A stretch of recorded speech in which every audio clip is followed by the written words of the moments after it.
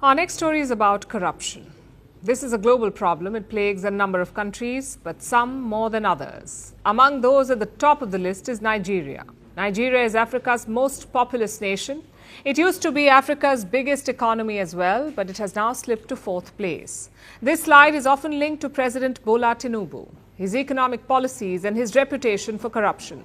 Tinubu recently featured on a list, the list of the most corrupt leaders in the world.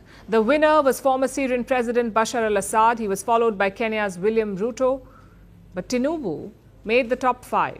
Now, I must clarify here that these rankings were sourced from the public.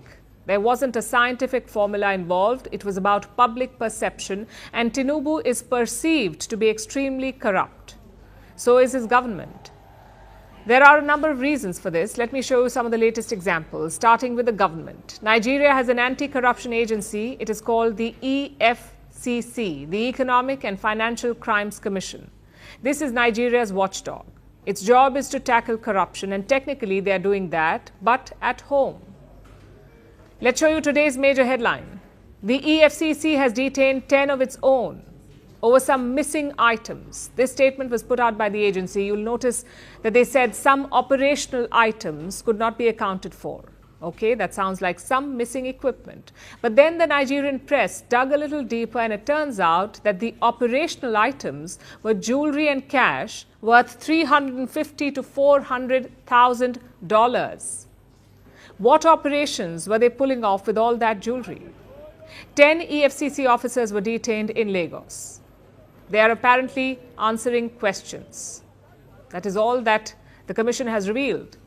They haven't told the public who the corrupt officers are. I know it's innocent until proven guilty, but the very same commission usually does not follow this. They happily share the names of under trials, but suddenly the agency is shy about revealing the names of its own officers. And this has been quite a bad week for them. They were forced to make another announcement on Monday, telling the people that 27 other officers had been dismissed for fraudulent activities and misconduct.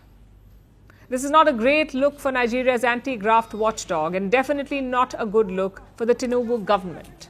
Bola Tinubu is 72 years old. He's been around for a while. He's a seasoned politician. So as you would expect, he has been linked to a number of scandals over the decades. One of the worst involved drug dealing. Tinubu allegedly held money from drug trafficking in his accounts. This was according to the US Justice Department. Tinubu, of course, never accepted the charges, but he did pay out a settlement worth $460,000. Now, these charges are old. No final verdict was reached. So let's put them aside for now. After all, people can supposedly change. So what has Tinubu been up to recently since he became president? Well, he was caught up in a fake diploma scandal for a while. There were allegedly some errors in his college certificate. Okay, mistakes happen, moving on. Then there was a major scandal involving a highway. Tinubu issued a $13 billion government contract to a company co-owned by his son. Tinubu is quite the caring father, apparently, but alas, most people do not see it that way. That is why he made it to the top 5 in the Corrupt Person of the Year award. The perception is quite prevalent, and reports say that he is quite vexed. He's even hired American lobbyists to clean up his image. He's reportedly paying them $2.7 million, though I wonder, is he paying from his own pocket or Nigeria's treasury? I suppose we'll find out eventually.